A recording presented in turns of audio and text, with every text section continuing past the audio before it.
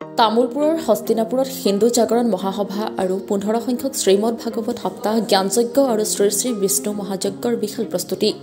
18 জানুৱাৰীৰ পৰা 26 জানুৱাৰীলৈ 9 দিনীয়া বিস্তৃত কাৰ্যসূচীৰে অনুষ্ঠিত হ'ব হিন্দু জাগৰণ মহাসভা আৰু 15 সংখ্যক শ্ৰীমদ ভাগৱত সপ্তাহ জ্ঞানযজ্ঞ আৰু শ্ৰী শ্ৰী বিষ্ণু মহাযজ্ঞ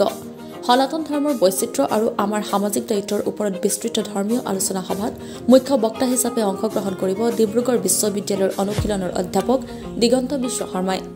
18 তাৰিখে শান্তি আশ্ৰমৰ পৰা উলিওৱা হ'ব এক বিশাল বাইক ৰেলী আনহাতে 19 তাৰিখে অনুষ্ঠিত হ'ব বিশাল ধৰ্মীয় আলোচনা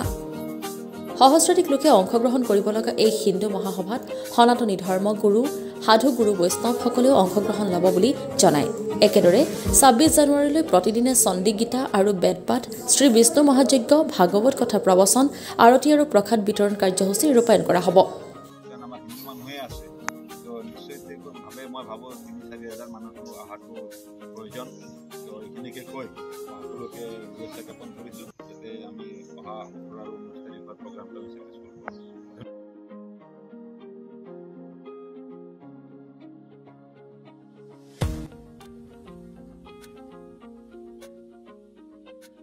মকৰ সংক্ৰান্তি আৰু আমাৰ কুম্ভ মেলাও চলি আছে এই গোটেইখিনি উৎসৱৰ আমি সকলোকে শুভেচ্ছা জ্ঞাপন কৰিছোঁ হিন্দু জাগৰণ মহাসভা তথা সপ্তাহজোৰা ভাগৱত পাঠ আৰু বিষ্ণু মহাযজ্ঞ আমাৰ হস্তিনাপুৰ শান্তি আশ্ৰম শ্ৰী শ্ৰী হৰি মন্দিৰ প্ৰাংগণত অনুষ্ঠিত হ'বলৈ গৈ আছে 18 তাৰিখৰ পৰা 26 জানুৱাৰী তাৰিখলৈকে আমাৰ সম্পূৰ্ণ কাৰ্যক্ৰম চলি থাকিব অন্যতম কাৰ্যক্ৰম আমাৰ 18 তাৰিখে আমি ধৰ্মীয় শোভাযাত্ৰা কৰিম আমাৰ মূল গেটৰ পৰা ভক্তপ্ৰাণ ৰাইজ যেতে প্ৰৱেশ কৰিব আমাৰ তাত ধৰ্মীয় মহাসভাৰ মঞ্চ আছে প্ৰেক্ষাগৃহ আছে আমাৰ স্বেচ্ছাসেৱক সেৱিকাসকলে সকলো ভক্তপ্ৰাণ ৰাইজ আমাৰ সভালৈ অহা ৰাইজসকলক আপ্যায়ন জনাব লগতে আমি বিশেষভাৱে 19 তাৰিখৰ যেটো হিন্দু জাগৰণ মহাসভাৰ আয়োজন কৰিছো তাত মুখ্য বক্তা হিচাপে আমাৰ দিগন্ত বিশ্ব শৰ্মা অনুশীলন অধ্যাপক ডিব্ৰুগড় মহাবিদ্যালয় তেখেত বিশ্ববিদ্যালয় তেখেতে ইয়াত মূল বক্তা হিচাপে বক্তব্য দাঙি ধৰিব এই সভাখনত আমি আমাৰ হিন্দু ধৰ্মাৱলম্বীৰ বিভিন্ন মত পন্থা সকলো ধৰণৰ ধৰ্মগুৰু পণ্ডিত সকলকে আমি আমন্ত্ৰণ জনাইছো যুৱ প্ৰজন্ম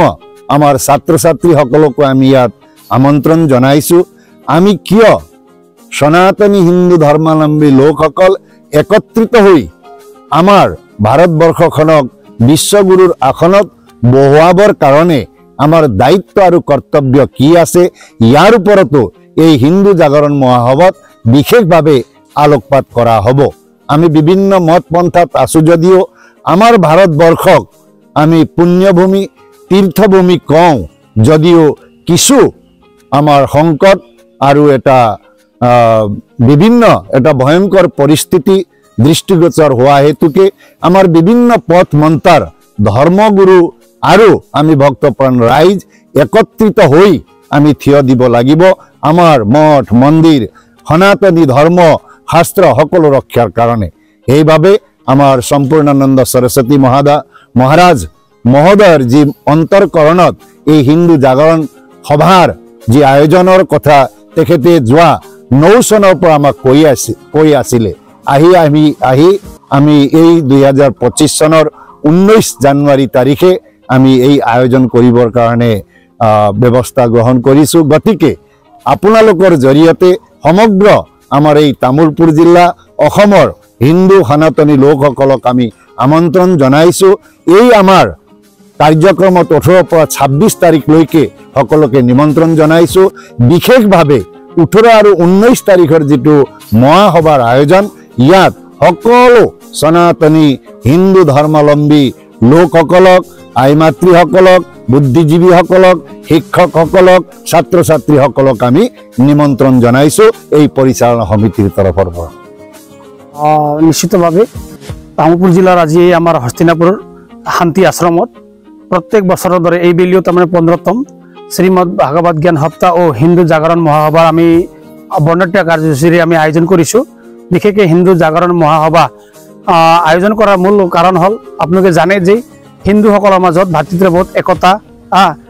অটুট ৰখাৰ কাৰণে যাতে হিন্দু সনাতনীসকলে তাৰমানে আমি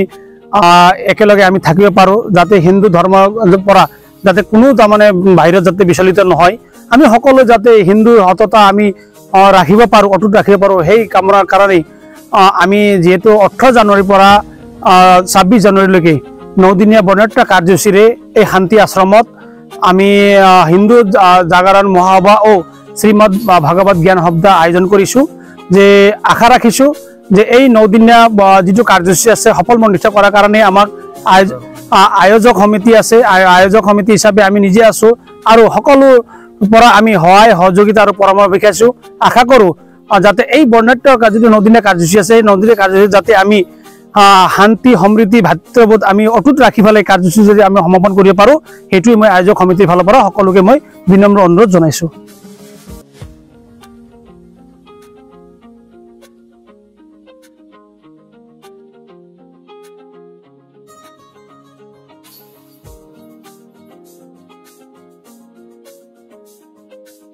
তামোলপুৰৰ পৰা সুমন গৰতুলাৰ ৰিপৰ্ট, অসম টুডে।